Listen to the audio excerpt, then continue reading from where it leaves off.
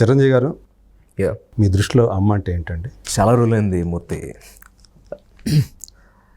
ఎవరు క్వశ్చన్స్ అడుగుతారు కానీ యాక్చువల్గా ఇలా అమ్మ గురించి నాన్న గురించి అడగడం కాకుండా ఎప్పుడు చూసిన సినిమాలు ఏమిటి, మీరేమిటి, తమ్ముడు గురించి ఇలాంటివి అవుతుంటాయి. చరణ్ గురించి మొట్టమొదటిసారి అమ్మ గురించి నాకు కూడా పంచుకోవాలని ఉంది. చాలా రోజులైంది. అమ్మ ఏం చెప్పను నేను. ఈ రోజున మేము ఇలా ఉన్నామంటే కారణం మా అమ్మ దయ. ఆవిడ బిడ్డలుగా మేము పుట్టి పబ్లిక్ అంతా ఒక త్రిమూర్తులుగా కొలుస్తున్నారంటే, ఈ రోజున ఇంత స్థాయికి ఎదిగాను అంటే, ఒక చిరంజీవిగా నేను మీ ముందు ఇంత గొప్ప పేరు తెచ్చుకున్నాను అంటే కారణం మా అమ్మ. అదే కాదు, ఇప్పటికే ఆవిడ నన్ను చిన్నపిల్లల్లో చూసుకుంటూ తిన్నానా లేదా అని ఈ వయసులో కూడా ఆవిడే వండి పెడుతూ, ఆవిడ వండిన ఫుడ్ నాకు ఇంట్లో పెడుతూ, దగ్గరుండి ముద్దలు కలిపి పెడుతుంటే ఎంతో ఎంతో ఆనందంగా ఉంటుంది. కోవిడ్ టైంలో కూడా మీరు చూసే ఉంటారు ఆ వీడియోస్ అని. ఇలా ఎన్నో అనుబంధాలు. అమ్మ నన్నే కాదు, నాగబాబుని కానీ కళ్యాణ్ బాబుని కానీ అందరిని కూడా అంతే సమానంగా చూసుకుంటుంది. కోడలను కూడా కూతుర్లా చూసుకుంటుంది. పిల్లలు అంతా కూడా ఈ రోజుకి ఇంత వయసు వచ్చినా కూడా ఎంత ఎనర్జెటిక్గా ఉన్నానంటే కారణం మా అమ్మ భోజనం. Welcome to our channel. నేను యజ్ఞమూర్తి. ఇప్పుడు మనందు ఒక ప్రతిభావంతుడైనటువంటి ఒక విలక్షణ నటుడు ఉన్నారు. చేసిన ఏ పాత్రలైనా సరే ఇట్టే ఇమిడిపోయే నటుడు. సో చిరంజీవి గారి చేత ప్రశంసలు పొందినటువంటి నటుడు. సో ఎవరైనా అంటే చిరంజీవిని సైతం మెప్పించి, అంటే ఆయన చేసిన పాత్రల్ని ఆయన ముందే ప్రదర్శించి ఆయన చేత శభాష్ అనిపించినటువంటి నటుడు అనమాట. సో అతను జోష్ రవిగా పేరు పొందినటువంటి రవి. సో అతని కెరీర్ ఎలా సాగుతూ వచ్చింది, అతని కథ ఏంటి, అలాగే ఇటీవలి ఆంధ్రప్రదేశ్ ఎన్నికలకు సంబంధించి సో ఆ రిజల్ట్ మీద, అంటే ఒక పవన్ కళ్యాణ్ గారి గురించి కానివ్వండి, అలాగే చంద్రబాబు నాయుడు గురించి కానీ ఆయన ఏమనుకుంటున్నారు, ఆ విషయాలు ఆయనతోనే మాట్లాడి తెలుసుకుందాం. నమస్తే రవి. అన్నయ్య నమస్తే. సంతోషం, వెరీ హ్యాపీ. సో ఇలా మనం ఫస్ట్ టైము కెమెరా ముందు ఎలా కలుసుకోవటం, మీ నుంచి కాల్ రావడం అనేది నిజంగా నేను కూడా రియల్లీ నేను ఒక మిట్ ఎదిగానని మీ కాల్ వల్ల నాకు అర్థమైంది. Thank you so much. So ఎలా ఉన్నారు, అసలు ఎలా ఉంది కెరీర్? ఆల్వేస్ వర్క్ బిజీ, అంటే కొంచెం అప్పుడప్పుడు ఇబ్బంది పడుతుంటాం కానీ చాలా సర్వసాధారణం కదా. ఇప్పుడు మోర్ బిజీ అయ్యాను, ఏంటో తెలీదు. ఒకేసారి ఒక 5-6 సినిమాలు వచ్చి పడిపోవడం. ఓకే, అవునా? చాలా బిజీ ఉన్నా. సరే, వాటి గురించి మాట్లాడుకునే ముందు ఫస్ట్ మనం అంటే ఇప్పుడు ఏదైతే కరెంటు టాపిక్ ఉందో ఏపీ ఎలక్షన్స్ అనేవి, అంటే ఏపీలో ఇప్పటివరకు ఏదైతే ఆంధ్రప్రదేశ్ రాష్ట్రం అనేది ఏర్పాటైందో అప్పటి నుంచి చూసుకుంటే ఎలాంటి రిజల్ట్ అనేది ఇప్పుడు దాకా కనిపించాలి. ఎందుకంటే ఒక అధికార పక్షం అనేది 2వ స్థానానికి కూడా 3వ స్థానానికి పడిపోవటం అనేది ఇది ఫస్ట్ టైం జరిగింది అలా. అవునండి. ఎందుకంటే 175 సీట్లో పోటీ చేసినటువంటి వైసీపీ 11 సీట్లు గెలవటం, 21 సీట్లలో పోటీ చేసినటువంటి జనసేన, పవన్ కళ్యాణ్ జనసేన 21 సీట్లు గెలుచుకోవటం, అలాగే 144 సీట్లలో పోటీ చేసినటువంటి తెలుగుదేశం 136 సీట్లు గెలుచుకోవటం, అట్లాగే బీజేపీ 8 సీట్లు. ఇదంతా కూడా అసలు నిజంగా ఒక రకంగా చెప్పాలి చాలామంది నమ్మశక్యం కాని విధంగా అనిపిస్తుంది. ఇవన్నీ చూసుకుంటే సో మీకు ఏమనిపిస్తుంది? అంటే మీకు చిరంజీవి గారి అన్న, ఆయన ఫ్యామిలీ అన్న ఆబ్వియస్గా నాకు తెలిసి అభిమానం ఉందనుకుంటాను నేను. సో మీకు ఈ రిజల్ట్ చూసినప్పుడు ఏమనిపించింది మీకు?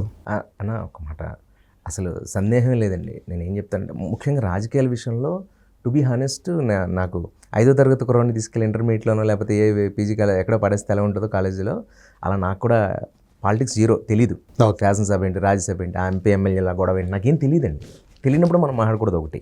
కాకపోతే ఇప్పుడు తెలుస్తున్నవి, మనం మరీ దారుణంగా మన మీద పడుతున్న రోజువారీ ఇబ్బందులు, మన పెరుగుతున్న ధరలు, కరెంటు బిల్లులు, పెట్రోల్ రేట్లు, రోడ్లు, వాతావరణం అన్నీ చూసుకుంటూ ఉన్నప్పుడు ఏంటి సమస్య అన్నప్పుడు, అరే నీ ఊరి ఎమ్మెల్యే ఏంటి, నీ ప్రెసిడెంట్ ఏంటి, సమాజం ఏంటి, ఒరే మనకి తెలుసుకోవాలి, మన బాధ్యత కదా. రాజకీయం మనకు తెలియదు అన్నం పర్ఫెక్ట్ కాదు కదా అని ఈ మధ్య కొంచెం నేర్చుకుంటున్నా. అంటే మనకు రాజకీయాలతో నేరుగా ప్రమేయం లేకపోయినా రాజకీయాలే మనం ప్రభావితం చేసేది. ఆ రాజకీయాలు లేకుండా మన ఉండదు. దట్టు మన ఫీల్డ్ ఏదైతే ఉందో సినిమా ఫీల్డ్ అనేది, సినిమా ఫీల్డ్కి సంబంధించినటువంటి దాని మీద ప్రభావం చూపించే విషయాలు, టికెట్ల ఇష్యూలు కానివ్వండి, థియేటర్ల ఇష్యూ కానివ్వండి, లేదా మన విత్ ఇన్ ద ఇండస్ట్రీలో సో ఏవైతే ఇవి కూడా ట్యాక్సుల రూపంలో కానివ్వండి, ఇవన్నీ కూడా మనకు నేరుగా దాని సంబంధం ఉంటుంది అది. సో ఇవన్నీ ఇంకా అనివార్యంగా మనం తెలుసుకోక తప్పదు. ఆ విధంగా నేను ఆలోచించి తెలుసుకున్న వాటిలో ఇప్పుడు చూసి ఓహో ఇదా పరిస్థితి ఇది కదా అని ఈ కోవిడ్ ముందు ఒక 5-6 సంవత్సరాల నుంచి నేను కూడా కొంచెం బుర్ర పెంచుకున్నాను వీటి మీద. సరే చూసి ఓహో ఇలా ఉందా, ఇంత దారుణంగా ఉందా, కాకపోతే ఒక మనిషిని కించపరచడానికి ఇంత పర్సనల్గా వెళ్ళిపోవాలా, ఇంత దారుణం అనవసరం కదా అని అనిపిస్తూ ఉంటుంది, బాధ అనిపిస్తుంది. సరే ఇవన్నీ పక్కన పెడితే జనాలకి ఎవరు కావాలో వాళ్ళకి తెలుసు, వాళ్ళలో మార్పు వచ్చింది అనడానికి వాళ్ళే కదా నా తార్కాణం. ఇప్పుడు వచ్చిన రిజల్ట్సే. మనం మాట్లాడడానికి ఏముందండి, మనకు ఒకరు నచ్చారు, మనకు ఒకరు నచ్చలేదు, ఇవి కూడా పక్కన పెడదామండి. పబ్లిక్కే కదా శిరోధార్యం. వాళ్ళు ఈ రోజున ఇచ్చిన ఇంత గొప్ప కితాబు, ఇంత గొప్ప మెజారిటీ అంటే వాళ్ళని కోరుకున్నారు, అది జరిగిందంతే. ఒకప్పుడు అటు కోరుకున్నారు, అది జరిగింది. ఇప్పుడు మార్పు కోరుకున్నారు. ఎవరు బాగుంటే అది రేపు ఏం జరుగుతుందనేది మనకు తెలియదు. కాబట్టి ఇప్పుడు వచ్చిన అవకాశాన్ని సద్వినియోగపరుచుకుని నాకు ఒకటే కోరికన్నా, చూస్తుంటాం కదా కొడవలతో దాడులు, కత్తులతో పొడి చేసుకోవడాలు, వాళ్ళు అంటే ఒకప్పుడు తమిళనాడులో చూసాం. అప్పుడు ఇది పేర్లు చెప్పచ్చలేదు తెలియదు, కానీ నేను కొంచెం ధైర్యం చేసి చెప్తాను. ఇప్పుడు జయలలిత గారు, కరుణానిధి గారు, వాళ్ళని ఎక్కితే వీళ్ళని ఎక్కితే వాళ్ళు, వాటి మీద తప్ప ప్రజల తాలూకా భవిష్యత్తు కానీ తమిళనాడు భవిష్యత్తు గురించి కానీ చాలా తక్కువ ఇబ్బంది అయింది అప్పట్లో. అంటే వాళ్ళు వ్యక్తిగతమైన ఒకరు కక్ష తీర్చుకోవడానికి ఎక్కువ ప్రయత్నం చేస్తారు. మాట్లాడడానికి నాకు అర్హత లేదు కానీ కానీ నిజంగా కూడా అప్పుడు అది విన్నది చూసింది కూడా మనం, అది మీకు తెలుసు, మీరు కాదనే విషయం కాదు అది. అలాగే ఇప్పుడు కూడా మనం ఆ ధోరణిలోకి వెళ్లకుండా గెలిచాం.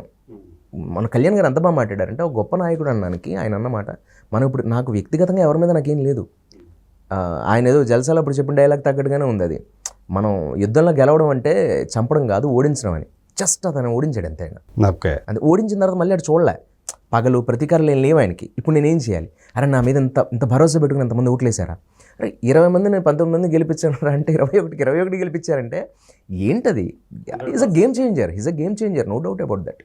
దానికి జస్టిఫికేషన్ ఆయన. ఈ రోజున గవర్నమెంట్ నిలబడిందంటే కారణం ఆయన. ఈ గవర్నమెంట్ మీకు నేనన్నమాట కాదు కదా, ఇది ప్రపంచం అంటున్నమాట. అలాగే టీడీపీ ఇది కానీ చంద్రబాబు నాయుడు గారు ఆల్రెడీ విజనరీ, ఆయనకున్న విజనరీ కానీ ఆయనకున్న ముందు చూపు కానీ చాలా చాలా అంటే ఆయన కష్టపడే మనస్తత్వం కానీ అసలు నో డౌట్ అబౌట్. వయసుతో నిమిత్తం లేదు, వయసు లేకుండా ఆయన ఎండలో పడి తిరిగిన విధానం చూస్తే గట్టిగా ఒక 4 స్పీచ్లు ఇస్తే నేను నాన్న వెళ్ళిపోతాను. నేను అలాంటి ఆయన వయసు ఏంటి, ఆయనకి ఎంత అంటే సేవ చేయాలి, ఇప్పటికీ ఏదో ఒక తపన. నేను ఎవరిని కూడా ఇది చేసుకోను. నాకు రాజకీయంగా నాకు వైఎస్ఆర్ గారు అంటే కూడా చాలా గౌరవం. వైఎస్ రాజశేఖర రెడ్డి గారు పెద్ద ఆయన, మహానుభావుడు, ఆయన కూడా నాకు చాలా గౌరవం. నాకు చంద్రబాబు నాయుడు గారు అన్న గౌరవం. కళ్యాణ్ గారు ఆయన ఏదో చేయాలని సార్, ఆయనకున్న కోట్లకి, ఆయనకు వస్తున్న డబ్బుకి, ఆయన ఉండాల్సిన ఎంజాయ్మెంట్స్కి ఒక ఫ్లవర్స్ మధ్యలో బతకాల్సిన ఆయన వెళ్ళి నిజంగా ఆయన కావాలనుకుంటే ఈ కష్టాలని పడాల్సిన పనిలే, ఒక సినిమా చేసుకుంటే ఆయన 50 కోట్లు ఈజీగా పడతాయి కదా. సాక్షి ఆలోచించేవాడు ఎవరికైనా అర్థమవుతుంది. పవన్ కళ్యాణ్ గారు ఏదో మంచి చేయాలని వచ్చాడు అంతే, అందులో డౌట్ లేదు. అతనికి ఏదో తపన, అందరిలా కాదు, దేవుడు అంత అలా పుట్టించాడు. ఆయన ఫ్రేమ్ ఇన్ అవ్వడానికి కంటే ఫ్రేమ్ అవుట్ అయిపోయి అక్కడ ఏదైనా కష్టం, ఇక్కడ యాక్టింగ్ చేయడం కంటే అక్కడ కష్టం ఉంటే అటు వెళ్ళిపోవాలనుకుంటాడు ఆయన. ఒక్కొక్కరు ఒక్కొక్క తరహా, ఆయన అంతే. అది ఆయనకి భగవంతుడు అలా ఇచ్చాడు, అది మన పుణ్యం అనుకోవాలి అంతే. అలాగే ఒకప్పుడు వైఎస్ఆర్ గారు మన పుణ్యం, ఇప్పుడు చంద్రబాబు నాయుడు గారు మన పుణ్యం. ఇదంతా ఏంటంటే ఆంధ్రప్రదేశ్ డెవలప్ అవ్వాలండి, నాకు ఎవరు వచ్చారనేది ఇంపార్టెంట్ కాదు. డెవలప్మెంట్ అనే మాట వినిపించిందంటే మొదట వినిపించే పేరేది ఆబ్వియస్లీ ఆయనే. అఫ్కోర్స్ నాకు నమ్మకం వచ్చింది. ఫస్ట్ ఆఫ్ ఆల్ ఇది స్వార్థం అనుకుని ఏమైనా అనుకోండి, ఒకటైతే చెప్తాను. ఇప్పుడు వచ్చిన ఎలక్షన్స్ గెలవడం వల్ల సినిమా ఇండస్ట్రీ ముందు మాత్రం నాకు పెట్టిన ఇబ్బందులు బాధపడ్డామని. ఆంధ్రప్రదేశ్లో థియేటర్స్ అవి ఇవి పరిస్థితులు సినిమాని తొక్కేసినట్టు చేశారు. కానీ ఇప్పుడు వచ్చిన గెలుపు వల్ల సినిమా ఇప్పుడైనా ఆంధ్రప్రదేశ్లో మరింత బాగుంటుందనేది. అంటే మా సినిమాని బతికించండి ఆంధ్రప్రదేశ్, అది నేను కోరుకోవడం తప్పేం కాదు కదా. సినిమాల్ని బతికించాలన్నయ్య, సినిమా బాగుండాలి. సినిమా బాగుంటేనే నేను బాగుంటేనే చుట్టుపక్కల మా సినిమా పరిశ్రమ అంతా బాగుంటుంది. కార్మికులు ఎంతమంది, మేనేజర్స్ ఎంతమంది, లైట్ బాయ్స్ ఎంతమంది, యాక్టర్స్ నాలాంటి వాళ్ళు, స్టార్. ఒక సినిమా హాల్ చుట్టూ ఎంత నడుస్తుంది, వేరే అంతమంది ఆధారపడి బతుకుతారు. ఒక సైకిల్ స్టాండ్, ఎక్కువ సైకిల్ వస్తే, ఒకప్పుడు చిరంజీవి సినిమా రిలీజ్ అయితే బాగుండరా బాబు, నా కూతురు పెళ్లి చేయించాను, నా పెద్ద మనిషి ఫంక్షన్ చేయించాను, సైకిల్ స్టాండ్ కూడా వెయిట్ చేస్తాను పాలకొల్లు థియేటర్లో. నాకు తెలిసి యూనివర్సిటీ డైలాగ్స్లో ఒకరోజు అదేం సినిమా అది ఆడలేదు, అది బిగ్ బాస్ అనే సినిమా. నాకు చాలా అంటే ఆ టైటిల్కి దానికి వెళ్తే థియేటర్లో సినిమా నిలబడలే కదా, ఆ టైటిల్ పోయిందని బాధపడ్డాను నేను సినిమా పోవడం కంటే. అది అన్నయ్యకి పర్ఫెక్ట్ కదా అది అప్పట్లో అంత ఇదిలోనే. అక్కడ ఇప్పటికీ గుర్తు, తిరిగి మేము అందరం కలిసి వెళ్ళిపోతుంటే, అంటే నాకు చాలా చిన్న వయసు అది, బట్ చూసాయిగా నాకు లీలగా గుర్తు ఏంటంటే, అక్కడ ఉన్న అతను బాధపడేది ఏంటంటే, అమ్మ ఆయన సినిమా ఆడి ఉంటే బాగుండు, ఆయన సినిమా ఆడితే సైకిల్ తగ్గిపోతున్నాయి అతనికి. అప్పుడు సైకిల్సే కదా, సైకిల్స్ మీద రావడం. బిగ్ బాస్ టైంలో స్కూటర్స్, సైకిల్స్, కార్స్ ఏమంతా. పైగా ఆయనకున్న మాస్ ఫాలోయింగ్కి సైక్లింగ్స్లో రోజుకు 4 ఆటలు అంతంత సైకిల్స్ ఉంటే చాలా ఎక్కువ డబ్బు వస్తుంది కదా. అంటే నేల టికెట్ ఎక్కువగా తెగే హీరో కదా. అలాంటి మాస్ హీరో ఇది లేకపోయేసరికి అరే చిరంజీవి సినిమా ఇలా అయిపోయిందండి అని నెక్స్ట్ మళ్ళీ అతను ఇంకో హిట్ పడగానే అతను పెళ్లి చేసి అలా అంత సంపాదించుకున్నారు సినిమా. ఇదంతా ఎక్కడ జరుగుతుందంటే సినిమా బాగుంటే థియేటర్ బాగుంటేనే. ఇప్పటికీ నేను బాధపడుతుంటాను, మీరు నమ్మరు, పెనుగొండ నా గ్రామం, నా మార్టీర్ అనేది నా ఊరు పక్కన పెనుగొండ. ఇప్పుడు ఉండట్లే కానీ నా ప్రాంతాలు చెప్తున్నాను. అదే మీ స్వస్థలం, అదే స్వస్థలం పెనుగొండ. చిరంజీవి గారు కూడా అక్కడే పుట్టారు. నాకు తెలియదు ఆ విషయం, చిరంజీవి గారు చెప్పారు నాకు ఆ విషయం. అందరూ అక్కడ మొదటికి అలా వెళ్తుంటే అక్కడ పెనుగొండ మినర్వా థియేటర్ ఉండేది, ఇప్పుడు లేదు, ప్యాలెస్ ఉన్నట్టుంది అంతే. ప్యాలెస్ మినర్వా 2 థియేటర్లు ఉంటాయి, 2 ప్యాలెస్ ఇప్పుడు మన అరవింద్ గారి హ్యాండ్ ఓవర్లో తీసుకున్నట్టున్నారు థియేటర్. అది మినర్వా అనే థియేటర్ ఏదైతే ఉందో అందులో ఎన్నో సినిమాలు చూసిన గుర్తు నాకు. ఇలా మామూలుగా ఇలా కారులో మన షూటింగ్కి వస్తూ రాజమండ్రి ఎయిర్పోర్ట్కి అందుకోవాలి, అటు నుంచి రావాలి కదా. నేను ఎయిర్పోర్ట్కి వస్తుంటే ఈ షూటింగ్కి ఇలా ఉండి ఇలా నమస్కారం పెట్టుకు వెళ్తున్నాను. వెళ్ళిపోయిన 2 నిమిషాల తర్వాత నేను ఇలా ఆలోచిస్తున్నాను, డ్రైవర్ పక్కన ఎవరు సార్ అక్కడ ఏం గుడి ఉందని దండం పెట్టారన్నాడు. నేను కొన్ని సెకండ్స్ రియలైజ్ అయ్యాను నేను, అంటే నాకు ఆ థియేటర్ని నేను మామూలుగా ఇలా అనుకుంటున్నా, గుడిలా భావించాను నేను. అంటే అది మన మనసులో అంతరంగంలో మనకు ఆ ఇంట్రెస్ట్ అంత ప్యాషన్ ఉంది కాబట్టి మనకు ఆ ఎమోషన్స్ ఉంటాయి. సినిమా థియేటర్ మీద సినిమా వాళ్ళు ఏంటి ఏముంటాయంటే స్టార్స్కి వచ్చినట్టుగా అందరికి రెమ్యునరేషన్స్ వస్తాయా? అందరూ కూలీయే కదన్నా, లిటరల్గా కార్మిక వర్గం ఇదంతా, కూలి పనులు చేసుకుని బతికాలి. కోవిడ్ టైంలో నలిగిపోయారు కదా. సినిమా బాగుంటేనే అందరూ బాగుంటారు, సినిమా బాగుంటేనే కామన్ పబ్లిక్ కూడా బాగుంటారు. నాది వాళ్ళకి ఎందుకు అర్థం కాదు నాకు తెలియదు. సినిమా లేకపోతే బతకచ్చండి, ఎంటర్టైన్మెంట్ కదన్నా. అండ్ ఈ రోజున రాజకీయాలు నిర్దేశించిన ఒకప్పుడు ఎన్టీఆర్ గారి దగ్గర నుంచి అక్కడ ఎంజీఆర్ గారు అవ్వచ్చు, ఇప్పుడు పవన్ కళ్యాణ్ గారు అవ్వచ్చు, చిరంజీవి గారు అవ్వచ్చు, సినిమా నుంచే కదన్నా. వీళ్ళు ఎందుకు లోకుగా చూస్తారో అర్థం కాదు. రంగులు వేసుకునే వాళ్ళు, మొహానికి రంగులు వేసుకునే వాళ్ళు ఏం చేస్తారని. మరి ఈ రోజు రూల్ చేస్తుంది ఎవరు? మీరు అంటే రోజువారీ ఏదైతే కష్టపడతారో ఆ స్ట్రెస్ నుంచి రిలీఫ్ ఇచ్చేది కూడా వీళ్ళే కదా. ఎందుకు కష్టపడుతున్నామన్నా? మీ మొహంలో చిరునవ్వు కోసమే కదా, ఆనందించడం కోసమే కదా. అందరూ అలా ఏమి తీసిపారేళ్ళండి. కొంతమంది అంటుంటారు చాలా ఎక్కువ అవుతుంది అది ఈ మధ్య, ఏంటంటే సినిమా వాళ్ళంటే తక్కువ చేయడం, ఏదో అన్నిటికీ ఏదో పార్టీస్, అదే అంటారు సాఫ్ట్ టార్గెట్ అంటారు కదా. అంటే వీళ్ళు మళ్ళీ తిరిగి అనలేరు, గట్టిగా అనలేరు. మిగతా వాళ్ళు అయితే ఏమన్నా అంటే మళ్ళీ 10 మాటలు అంటారు ఒకరంటే, కానీ సినిమా వాళ్ళు అంటే లోకం అనమాట. అందరికి ఒక మాట అందామన్నా రేపు మన మాట పెద్ద చేసి చూపిస్తారు. ఇక్కడ ఎవడు గిల్లింది ఎవడో పట్టించుకోడు, అరిచిందే కౌంట్ అవుతుంది ఇక్కడ అలా. అందుకని బట్ ఏదేమైనప్పటికీ ఇప్పుడు వచ్చిన ఈ యొక్క మెజారిటీ యొక్క ప్రాంతం పరిస్థితి, ఆంధ్రప్రదేశ్ ప్రాంతం పరిస్థితి చూస్తే చాలా ఆనందంగా ఉందన్న, చాలా ఆనందంగా ఉంది.